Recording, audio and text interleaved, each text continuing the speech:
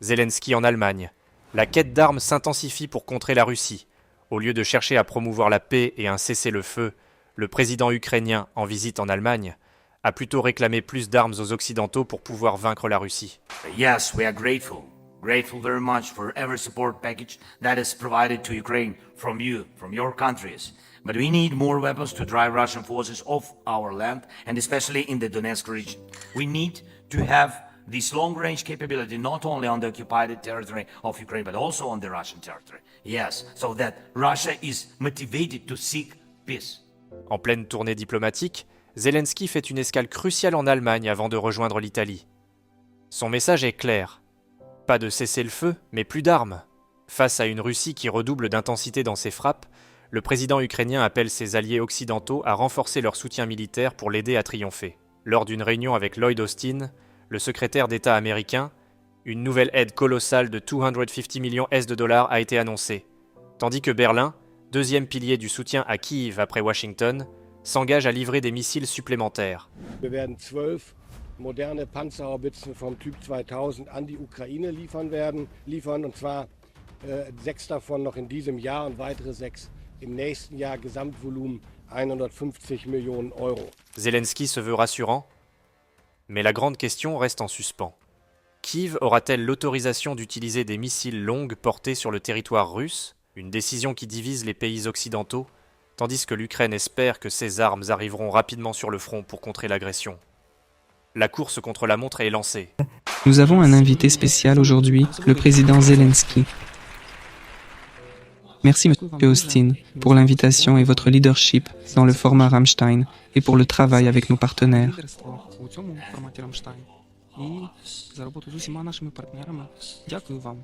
Chers partenaires, merci pour votre soutien indéfectible. Monsieur le ministre Pistorius, je vous remercie pour votre soutien, votre approche pratique et efficace de la coopération et pour nous accueillir aujourd'hui. Chers ministres, généraux Cavoli, Brown, tous nos partenaires, je suis ravi de vous voir tous et j'apprécie vraiment que vous soyez avec nous depuis le début de cette guerre et jusqu'à présent, alors que nos brigades soutiennent la ligne de front grâce au courage de notre peuple et à votre soutien indéfectible. Aujourd'hui, à Pokrovsk et Toretsk, dans la région de Donetsk, en Ukraine, il est crucial de sentir la force de nos accords. Chers amis, aujourd'hui marque un mois exact depuis le début de notre opération dans la région de Koursk, en Russie. C'est la frontière d'où Poutine préparait l'extension de la guerre en Ukraine. Il s'apprêtait à lancer une nouvelle offensive contre Soumy, mais nous avons renversé la situation et repoussons la guerre en Russie grâce à notre contre-attaque. Aujourd'hui, nous contrôlons un territoire de plus de 1300 km, incluant plus d'une centaine de localités. Une grande partie de ce territoire a été abandonnée par les troupes russes.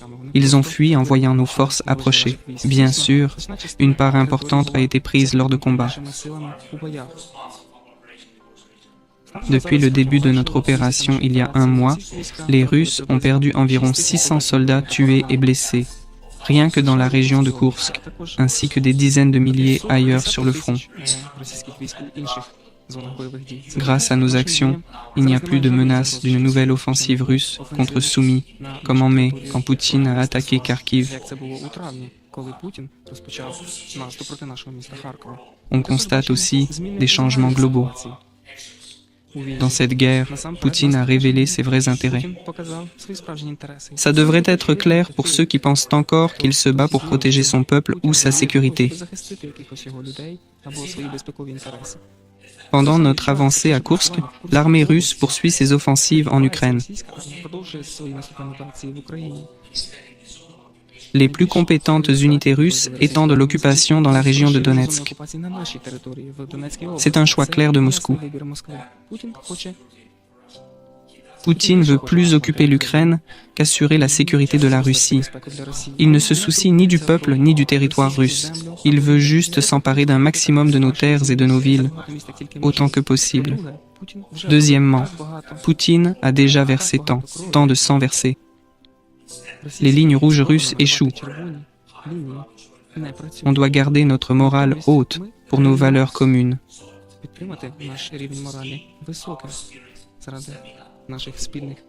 Elles doivent guider le monde, pas ces lignes rouges imposées. Il faut assurer la sécurité de tous. Chacune de nos opérations y contribue et mérite un soutien total. Troisièmement, on veut finir cette guerre. On veut la paix, sauver notre peuple et pays. C'est Poutine qui ne veut pas la paix. C'est lui qui est obsédé par les gains territoriaux. Il veut nos villes ou leurs ruines. Il veut nos villes ou leurs ruines. On doit forcer la Russie à chercher la paix.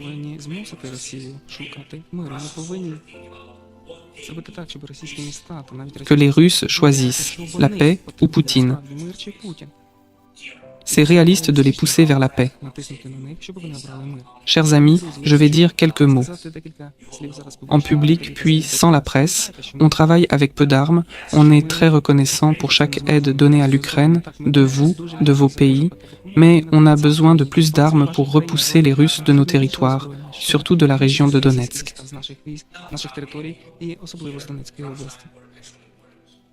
Il y a ici, à Renstein, beaucoup de vrais guerriers et vous comprenez qu'un soldat a besoin d'armes autant que de dévouement à son pays.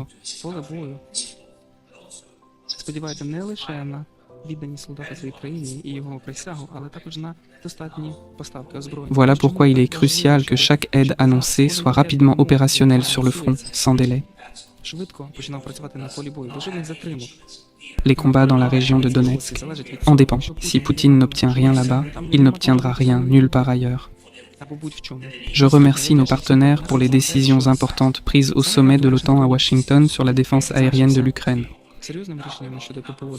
Je ne révélerai pas le nombre de systèmes reçus, mais la quantité de systèmes de défense aérienne non livrés est considérable. C'est ce qui a été convenu, mais pas entièrement réalisé. Le monde a les moyens d'empêcher le terrorisme russe d'atteindre ses objectifs. Je vous exhorte à être plus actifs dans ce travail avec nous, notamment sur les F-16. Merci pour ce soutien, Monsieur le ministre et chers partenaires. Ces systèmes abattent efficacement missiles et drones, mais ils sont peu nombreux, vous le savez. Nous avons besoin d'une force aérienne bien plus puissante avec les F-16. J'ai des propositions à annoncer quand la presse sera là. Troisièmement, les armes longue portée. Je suis ravi que les États-Unis, le Royaume-Uni et la France soient présents. Merci beaucoup. Je le dis ouvertement pour éviter toute spéculation. Merci, grâce à notre courage commun. Des opérations cruciales, notamment en Crimée.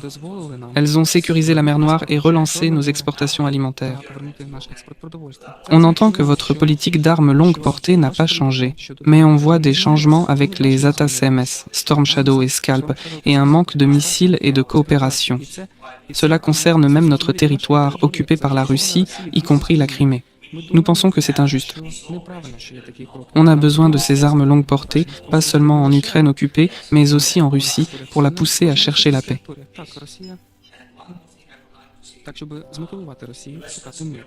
Une chose que je veux dire ouvertement, les investissements. On est prêt à produire plus d'armes ici, en Ukraine. On peut travailler avec vous sur une production commune. Ça inclut des drones, missiles et autres armes qui ont prouvé leur efficacité au combat et peuvent renforcer vos forces de défense après la guerre. Pour y arriver, on a besoin de financement. On est prêt à produire vite tout ce qui nous aidera à finir cette guerre, notamment en poussant la Russie vers une vraie paix. Faisons en sorte que cet automne,